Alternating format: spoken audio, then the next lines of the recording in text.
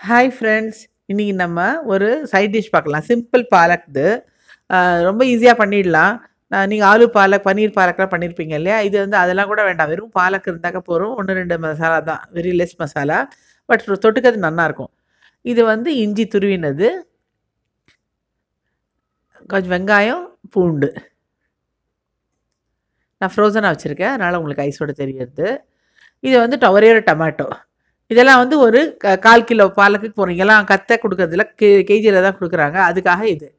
ஓகேவா? ஒரு table spoon இஞ்சி, ஒரு 10, 15, 20 இது பூண்டு வந்து அது. கொஞ்சம் வெங்காயம். இப்ப நீங்க பெரிய வெங்காயம் வேணாலும் போட்டுக்கலாம். தண்ணிய விட வேண்டாம். முதல்ல இப்படியே அரைச்சுக்கோங்க அத, மசாலாவ. இதில வந்து இப்ப நம்ம கட் பண்ணி வச்சிருக்க பாலக் போடுறோம். நான் வந்து கொஞ்சம் கிரீன் இது ஸ்ப்ரிங் ஆனியன் சொல்லுவா இல்லையா? அதுவும் போட்டிருக்கேன். இங்க ஆத்துல வளர்ந்தது. சும்மா அதையும் சேர்த்து போட்டிருக்கேன். நீங்க வேணும்னா போடலாம். அது ஆப்ஷனல் தான். சும்மா எக்ஸ்ட்ரா இருக்குன்னு போட்டேன். ஜஸ்ட் பாலக்க நீங்க கட் பண்ணி வச்சுட்டு போட்டுக்கலாம். மிக்ஸியில ஒரு சுத்து சுத்திடலாம். கொஞ்சோண்டு தேங்காய் விட்டுக்கோங்க. பாக்கி பாலக்கும் போட்டுட்டு நல்லா மையா சுத்திக்கோங்க, அரைச்சுக்கோங்க.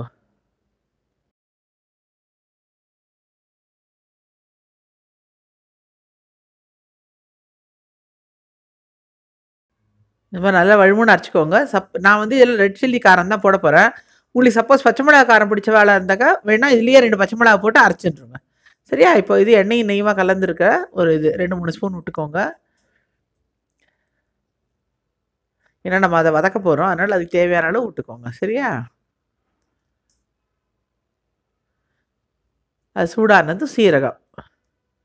மோஸ்ட்லி நம்ம நார்த் இந்தியன் டிஷ்ல நீங்க பார்த்தீங்கன்னா, சீரகமும் அந்த காஞ்ச மெய்த்தி இருக்கும் இல்லையா? அதுவும் ரொம்ப இம்பார்ட்டன்ட்.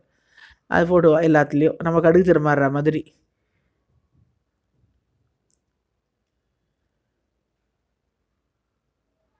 அது வெடிச்சதும் அடுப்ப சின்னதாக்கிட்டு, இந்த அரைச்சு வச்சத கொட்டிடுங்க. தண்ணி விட வேண்டாம். அது வெறும நம்ம மிக்ஸிய வழிச்சு விட்டா போதும். இல்லன்னா தண்ணி ரொம்ப இருந்தா ரொம்ப நேரம் ஆகும் கொதிக்கிறதுக்கு. ஆனா முதல்ல கொஞ்சோண்டு விட்டா பாருங்க அரைக்க அந்த தண்ணியே ஊறிடும். இத ஜஸ்ட் மிக்ஸி வழிச்சு விட்டாக்கா போதும். சரியா? சிம்ல வச்சுட்டே பண்ணுங்க. ஏன்னா ஒன்ஸ் இது கொதிக்க ஆரம்பிச்சுடுத்துன்னா, ரொம்ப வாரி இறைக்கும் மேல. அதான் நம்ம கொஞ்சம் அடி ஆழமான பாத்திரமா வச்சுட்டா ஈஸியா இருக்கும். ரொம்ப தெறிக்காது மேல. இல்லன்னா ரொம்ப தெறிக்கும். ஸோ ஒரு தடவ வந்து கிளறி விட்டுக்கோங்க. இதுக்கப்புறம் வந்து நம்ம இதில சேர்க்க வேண்டிய மசாலாவ இப்போ சொல்றேன். கொஞ்சம் கொஞ்சமா கொதிக்குது பார்த்தீங்களா? இப்போ மஞ்சப்பொடி.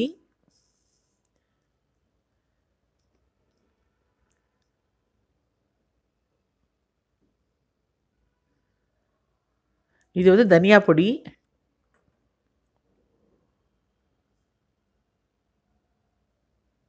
ரெட் சில்லி பவுடர், மிளகாய் பொடி.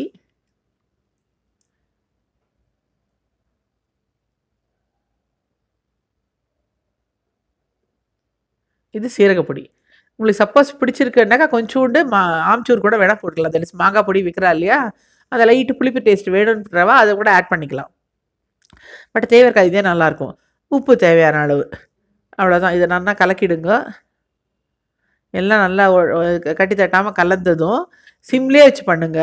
இல்ல உங்களுக்கு சீக்கிரம் ஆகணும் போல தோணித்தன்னா, ஒரு 4, 5 மினிட்ஸ் ஆகும். சீக்கிரம் பண்ணணும்னு தோணித்தனாக்கா, மூடி போட்டு மூடிருங்க. இல்லன்னா அப்படியே மேல ஃபுல்லா மேல பச்சை பச்சையா தெறிக்கும். நம்ம நின்னுட்டோம்னா, நம்ம மேலலாம் வாரி தெறிக்கும். அவ்வளோதான். இது நல்லா கொதிக்க வைக்கணும் அவ்வளோதான்.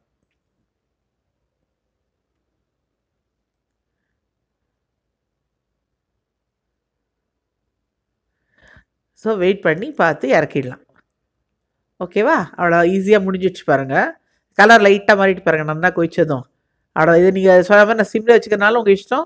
பெருசா வச்சு கடகடன்னு மூடிய போட்டு மூடுனாலும் ஒண்ணும் பிரச்சனை இல்ல. இதோட அவ்வளோதான் கொதிச்சுடுத்து. நல்ல வாசனை வந்துருது இப்போ.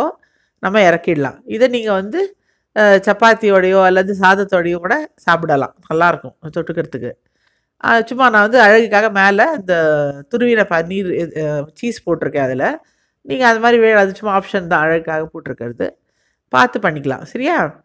இந்த ரெசிபி உங்களுக்கு பிடிச்சதுன்னா லைக் பண்ணுங்க, ஷேர் பண்ணுங்க, சப்ஸ்கிரைப் பண்ணுங்க.